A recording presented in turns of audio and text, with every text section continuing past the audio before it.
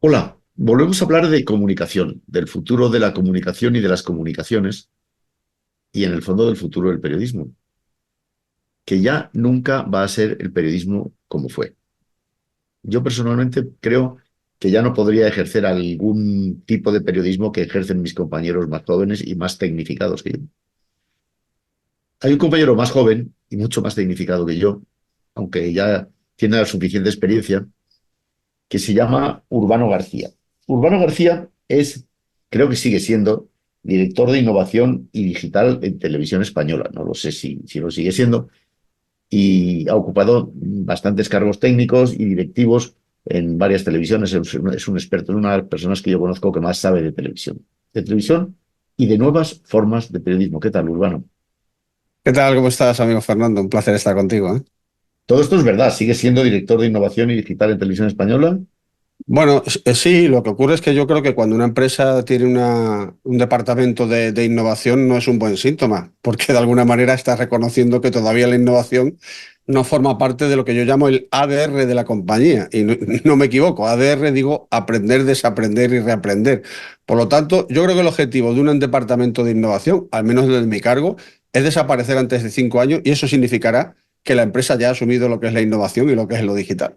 Bueno, por lo menos eh, hay un epígrafe, hay un apartado dedicado a la innovación, otros no lo tienen realmente.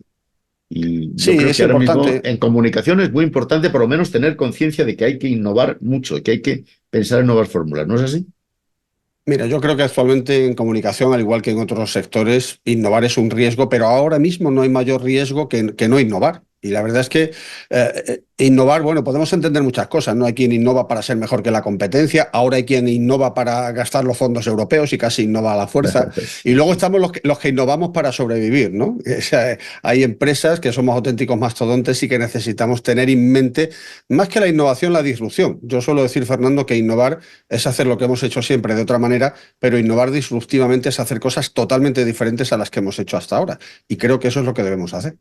Tú pones en tu currículum, que es un currículum muy divertido, por cierto, que una de las cosas que más te molesta es que esto siempre se ha hecho así. Uf, eso me revienta. Las dos frases típicas de que esto siempre lo hemos hecho así y no toques lo que funciona. Bueno, pues resulta que lo que siempre hemos hecho así ya parece que no funciona y no hay más que ver cuál es el respaldo que las audiencias dan en general a los medios y bueno, en el caso de Radio y Televisión Española también hay que ser autocrítico y hay que mirar hacia adelante pensando en cómo cambiar para adaptarnos a este ecosistema digital que es tan absolutamente modificable y cambiante. Hay una tercera frase que a mí también me molesta. Coincido en estas dos que tú dices, pero hay una tercera frase que viene a ser lo mismo y que la esgrimen pues la gente que está en contra del cambio. Es que esto no se ha hecho nunca. Uf, ahí ya me sale el sarpullido, fíjate. Esto no se ha hecho nunca. Pues es Bueno, el momento. precisamente porque no se ha hecho nunca, hay que hacerlo. Es decir, el mayor error de nuestra generación, Fernando, de eso que se llamó los baby boomer, fue pensar que con lo que estudiamos en las facultades y las escuelas de periodismo y lo que aprendimos en nuestros primeros años, en los primeros años de ejercicio profesional, íbamos a tener suficiente para deambular por este nuevo ecosistema digital que va. Esto requiere una formación permanente, requiere una carrera continua. Y yo creo que te pasará al igual que a mí, que de lo que aprendimos en la facultad y en la escuela de periodismo, hoy nos vale entre un 15 y un 20%, sobre todo la parte ética, ¿no? Porque el periodismo en su esencia no ha cambiado, es decir, lo que es una búsqueda de información, lo que es la distribución, pero lo que rodea el periodismo ha cambiado todo. Lo que hemos estudiado la mayor parte de los, no solo baby boomers, un poquitín más Mm, jóvenes también, ya no vale para nada. Yo, por ejemplo, los no. libros de la carrera de Derecho hace tiempo que los he tirado, porque ahora el 95% de los delitos son digitales. Esto no sabíamos, cuando yo estudiaba Derecho no sabíamos lo que era. Bueno, tú estás muy dedicado a las nuevas formas de comunicación, a las nuevas formas de hacer periodismo. ¿Me quieres contar qué es lo que estás haciendo exactamente, por favor?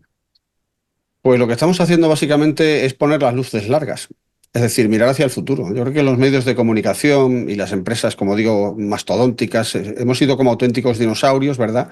Que hemos pensado que esos meteoritos que pueden acabar con nuestra existencia, ya sean las redes sociales, sea la inteligencia artificial, que no van a impactar aquí junto a nosotros. Bueno, la mala noticia es que ya han impactado. A todo ello llegó también la pandemia, que ciñó una especie de niebla en esa. Íbamos por una carretera que no tenía curvas, que iba muy plácida, ¿no? Éramos los reyes del mambo, los medios de comunicación, y de pronto hemos visto que salen por todas partes creadores de contenido, hemos visto que las propias fuentes se convierten en medios, que hay un proceso de desintermediación en el cual los medios estamos un poco poco perdidos. Bueno, pues lo que nos dedicamos en el equipo de innovación y digital de Radio Televisión Española es precisamente mirar hacia el futuro, hablar con otras radiotelevisiones, ver que este proceso que nosotros pasamos ahora de estar con un gran desapego de la audiencia joven y con problemas para movernos en este ecosistema, ya han pasado por ese proceso, aprender de él y tratar de aplicarlo. O sea, en consecuencia, Bueno, pero en pues poner concreto, el cuéntame, seamos más concretos. Luego pues muy concretos. te voy a preguntar por el periodismo telefónico, que me parece que es un tema muy Sí, interesante señor. que tú dominas mucho. Cuéntame Bueno, pues concretamente, ¿dónde estáis metidos? estamos trabajando en inteligencia artificial, lógicamente, entendiendo que la inteligencia artificial es una herramienta más que nos va a potenciar, no que nos va a quitar el trabajo, y partir de esa base es fundamental para nosotros. Estamos trabajando en nuevas narrativas, de hecho también dentro de RTV tenemos un máster con la Universidad de La Laguna. Estamos trabajando en nuevos formatos, sobre todo en derribar, Fernando, los silos, o sea, los tradicionales silos de la tele, la radio y lo digital. Todo es digital. Todo es transversal y hay que derribar de una vez por todas esos hilos. Y estamos trabajando también en que los comunicadores del futuro tengan como requerimientos lo que hasta ahora eran unas características añadidas, sobre todo el dominio del entorno digital. Estos son algunos de los aspectos en los que estamos trabajando. Ahora ya te lo pregunto concretamente. Dos preguntas. Una, ¿la televisión tal y como la conocemos está muerta o se está muriendo? Y dos, Sí, el teléfono, este chisme que yo tengo aquí, este sí. bicho que yo tengo aquí, que con el croma no se nota, pero esto es un teléfono móvil. El teléfono va a ser nuestra única vía de comunicación. Va a ser tan importante que, como me dijo una vez el inventor, hace ya unos años, el inventor del teléfono móvil me dijo, acabaremos colocándonos un chip aquí que contenga toda la información del teléfono. Todo esto va a pasarnos. Bueno, pues mira, yo hace ya unos años que empecé, me despertó la curiosidad el hecho de que por primera vez tengamos en el bolsillo un estudio de radio, un plató de televisión. Es decir, ¿qué cumple el teléfono móvil para los comunicadores? Yo creo que cumple nuestros tres grandes sueños, que es estar en cualquier sitio, en cualquier momento y poder ofrecer lo que sucede allí en directo. Esto era impensable. Recuerda esas grandes tripulaciones que teníamos que mandar antes en televisión o en radio, unidades móviles con muchísima gente. Es decir, no es un sustitutivo de nada. Esto quiero que sea, quiero decirlo bien claro, porque esto me ha costado muchos disgustos a lo largo de estos años. No se trata de sustituir a nadie. No hay nadie que capte mejor la imagen que nuestros camarógrafos. Pero sí que por primera vez tenemos la posibilidad de los comunicadores de hacer el círculo completo de la comunicación.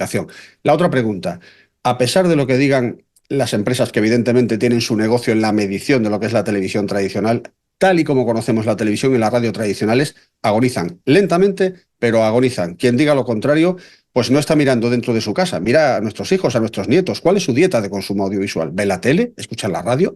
¿Lee los diarios? ¿Y entonces qué? Pues entonces nosotros tenemos que prepararnos precisamente para dar respuesta a cómo esos grupos de edad se acercan a la información y a la comunicación. Fíjate el informe de Reuters, el Digital News Report.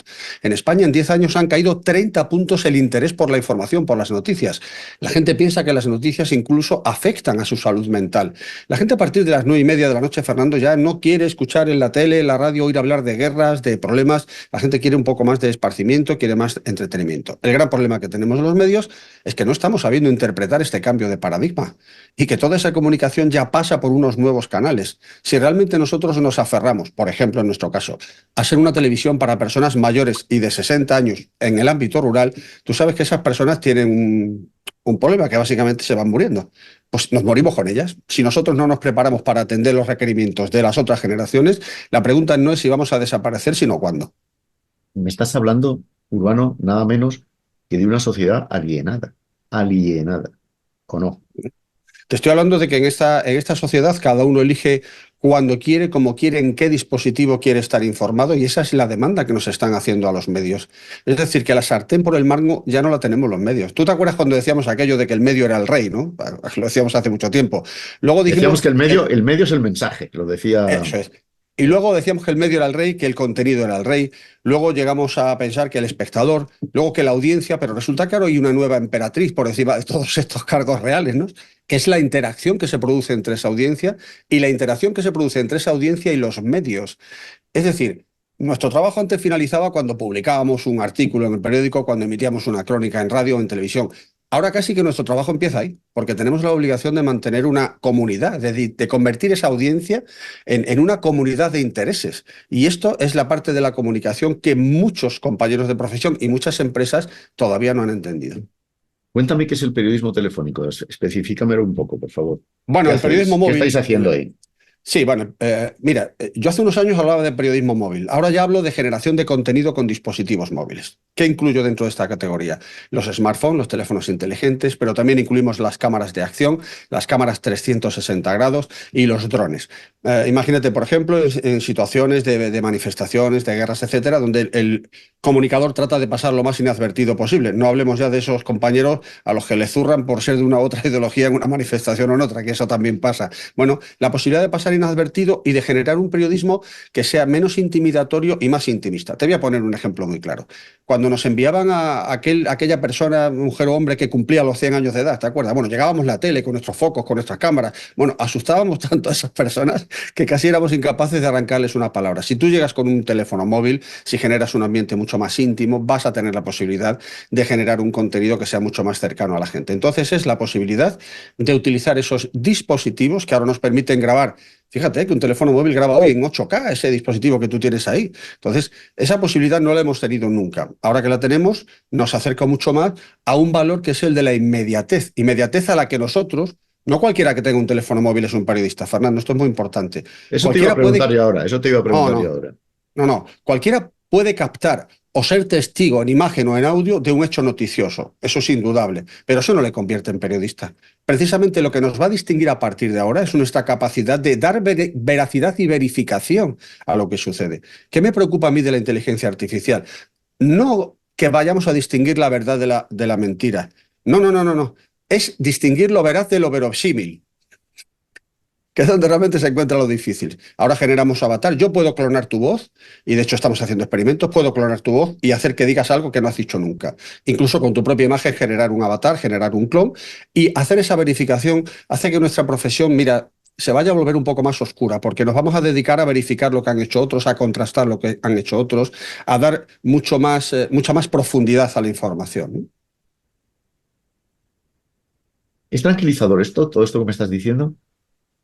Porque, claro, los que vivimos de cánones anteriores o de pautas consolidadas hasta ahora, no sé si Esta, acabamos de asumir este papel de no, verificadores de las no, mentiras no. que nos cuenten los gobiernos o, Urbano, esto es importante, Ujú. o los poderosos de turno. Sí, Porque sí, yo no sé si me o fío algunos más, compañeros. o algunos compañeros, pero yo no sé si me fío más de algunos gobernantes especialmente nocivos o de Elon Musk. A mí Elon Musk me da mucho miedo también, ¿no? ¿O no? Sí, sí, sí, evidentemente. Bueno, todo esto genera inquietud, ¿de Oye, y acuerdo? Es esto decir, lo digo sabiendo que a lo mejor mañana me borra de su red social. Y, como bueno, me está criticando, le borro de X. Puede cuando ser. menos el jefe de donde se esté emitiendo esto que nos respete y nos deje por lo menos estos minutitos para poder hablar. Sí, produce inquietud. Es un reto, es un desafío, pero también es un campo de posibilidades y de oportunidades, ¿no? Yo te voy a poner un ejemplo muy claro. Mira, mi padre falleció hace 30 años y yo acabo de ser abuelo. Evidentemente mi padre no pudo conocer a su nieta, pero yo lo que he hecho ha sido clonar la voz de mi padre, hacer un avatar con él y ha tenido la posibilidad de dirigir un mensaje a esa bisnieta a la que no ha conocido. Este es el uso, digamos, positivo, porque siempre se habla del negativo, ¿verdad? Pero, por ejemplo, pues mira, es un uso que yo creo que es positivo. No deja de ser, primero, enhorabuena por ser abuelo, yo acabo de serlo también. Mira, esto es una cosa muy, muy bonita. Pero no deja de ser un poco fake news, ¿no? Sí, Ponerle a por tu nieta supuesto. la voz de su Sí, abuelo, de su bisabuelo. sí. Sí, pero por ejemplo para mi familia, teniendo en cuenta que mi padre en los últimos años de su vida no tuvo voz porque padeció un cáncer de laringe y no tenía voz, pues recuperarla de una antigua grabación recogida en un cassette, que habría que explicar a los jóvenes lo que es un cassette, ¿verdad? Sí. Hacer eso de alguna O manera, un disco de vinilo. eso es, o un disco en Acuérdate. vinilo. Oye, ¿tú te fijas la larga duración en el tiempo que tuvieron los discos y los cassettes y la corta que ha tenido, por ejemplo, los CDs? Pues eso es que es nuestra tesis en el Foro Sí, Periodismo 2030 es esa. sí, Estamos sometidos a un ritmo de cambios como nunca jamás en la historia. Nunca jamás en la historia. Ni siquiera la irrupción de Internet ha acelerado tanto las cosas como se están acelerando ahora. exacto. Hay que explicárselo a la gente para que la gente intente controlar su propio cambio y que no le controle Bueno, el cambio o los Elon Musk de esta por tierra supuesto. se los controlen, ¿no? Pero Pero también hay que explicarle a los compañeros y a nuestros medios que si la velocidad de cambio en nuestras empresas y en nuestras mentalidades no es igual o superior a la de nuestro entorno, estamos realmente perdidos. Por eso, frente a corporaciones que se mueven como esos dinosaurios lentos, hay que intentar introducir esa agilidad. Todo va excesivamente rápido, no tenemos a veces tiempo. Yo digo, hay 200 aplicaciones semanales de inteligencia artificial, Fernando. Solo en el mes pasado hubo 3.000. Tendríamos que pedirnos una excedencia para estar al día de estas aplicaciones y realmente Uy, vamos trabajando los sobre gente chinos, que ya los las chinos criba. han comprado 60.000, he leído por ahí en algún sitio. Bueno, los chinos cuando asomen la patita con lo de la inteligencia artificial, como dicen los jóvenes, lo vamos a flipar mucho, ¿eh? Porque realmente estamos ahora en un estatus en el que Estados Unidos genera, China copia y Europa regula. Aquí nos preocupa mucho regular, prohibir, Sí, estamos sí, en sí, ese sí. proceso, Pero no ¿vale? crear, sí. Pero no crear. Y cuando nos demos cuenta que va a ser imposible poner puertas a determinados campos, pero sí va a ser absolutamente necesario ponerlas en otros, pues esa es otra situación de adaptación. La velocidad. Mira, yo creo que las características de los profesionales de los medios va a haber tres fundamentales a partir de ahora y que tienen que ver con eso que llaman los anglosajones las soft skills, que son la flexibilidad, la adaptación al cambio y la identificación de los cambios históricos. Por ejemplo, tú preguntas a compañeros de profesión y les dices, oye, esto de la inteligencia artificial, ¿para ti qué es? ¿Una moda, una tendencia o un cambio histórico? Ah, la mayoría te dice, no, esto es una moda, como las redes sociales. Si no Qué eres capaz de error, distinguirlo, qué malo, error, qué error. malo. Ahora, también te digo, este es un tema en el que yo estoy meditando mucho. De hecho, vamos a Sí, hacer un acto en Valencia al que ya desde ahora te invito, el próximo mes muchas de gracias. septiembre. Vamos a hacer un acto en Valencia sobre la creación de una nueva realidad. No hablo de una realidad ficticia, no, hablo de una nueva realidad. No. Que tú a tu nieta le pongas la voz de tu abuelo o de tu padre, muerto hace muchos años, como si fuese una realidad existente, estamos creando una realidad. El metaverso al final es una realidad paralela también, pero realidad, el metaverso es realidad. La carrera espacial en la que estamos metidos es una realidad paralela, pero es una realidad ya, ¿eh? Sí, y en ese camino no hay que demonizar a las herramientas, hay que demonizar el uso de las herramientas. Es decir, yo siempre pongo este ejemplo. Tú y yo tenemos en nuestra casa un martillo. ¿A qué asociamos el martillo? Pues a colocar una punta a un clavo y a poner un cuadro. Pero también somos conscientes de que con un martillo hay gente que le está abriendo la cabeza a su pareja. ¿Por eso no se venden los martillos? No. Es el uso, No. no es la herramienta en sí misma. Bueno, no, hemos dejado aquí unas cuantas temas de meditación, ¿eh? Sí, Unos cuantos, esto, unos esto es para cuantos. pensar mucho. ¿Eh? Quienes nos siguen son sobre todo estudiantes de periodismo, muchos. Mm. Yo creo que tendrían que meditar un poco esto. En esto E- e- y en Ellos, adquirir un cierto compromiso social con esto. Esto es importante. fundamental. Lo que sí yo tengo claro, Fernando, es que a mayor tecnología es necesaria mayor humanidad. Es decir, dentro de esas habilidades que yo te hablaba con anterioridad, creo que van a ser fundamentales la empatía, la inteligencia emocional, el trabajo en equipo.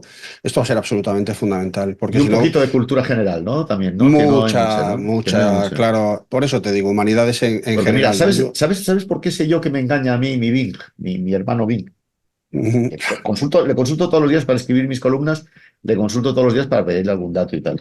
Pues porque sé que me engaña porque tengo un poco de cultura general y sé que esto que me está contando no será, yo no sabré el dato exacto, lo que sé es que Bing se me está escapando, como siempre ocurre, como tú sabes muy bien, Bing se me está escapando como puede. Y luego yo se lo bueno, digo, oye, Bing, que te me escapas, perdona, perdona, cómo lo siento, no sé qué, pero se me vuelve a escapar. bueno, Esto, ahora ya Bing tiene un hermano peligroso que es Copilot, ¿no? Que está también desarrollado por Microsoft y pero es hermano gemelo, evidentemente, es el que te ponen bueno, ahí.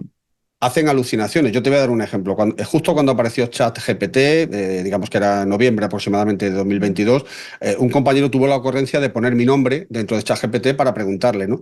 Y bueno, fue acertando en algunas cosas, dónde nací, qué soy y tal, pero luego un párrafo genial donde no dio ni una. Dijo, es una de las personas más ricas de este país y uno de los periodistas más influyentes. O sea, se equivocó. Bueno, influyente eres. Rico Bueno, sí. creo que no mucho. Rico creo que Bueno, no con que mucho. sea entre nosotros hay bastante, pero el otro ya no dio una, ¿verdad? Entonces hay que filtrar esas alucinaciones. Toda inteligencia artificial requiere de una supervisión humana, pero es que no estamos contando bien la inteligencia artificial, Fernando. La estamos asociando siempre con la imagen de un robot humanoide que está junto a No. nosotros, que tiene decisiones propias, superiores a las nuestras. Si no empezamos por contar bien el storytelling, la narrativa de la inteligencia artificial, difícilmente la vamos a hacer comprensible. Bueno, pero yo hablo con Bing, que lo sepas. Diálogo Sí, pues, y me entiende. Y sí, cuando me sí. enfado mucho me dice, yo lo siento, pero soy una máquina y no me puedo enfadar. Lo dice, lo Bueno, y dice. cuanto más hables, más va a entender, porque lo que le estás es entrenando. Yo creo que hay un pequeño cabroncete ahí detrás metido, ¿eh? En la máquina. Está bien, tío. Bueno, querido, que ha sido un placer. Quedas convocado para Valencia, 24 de septiembre, me parece. donde me gustaría mucho que explicases todo esto.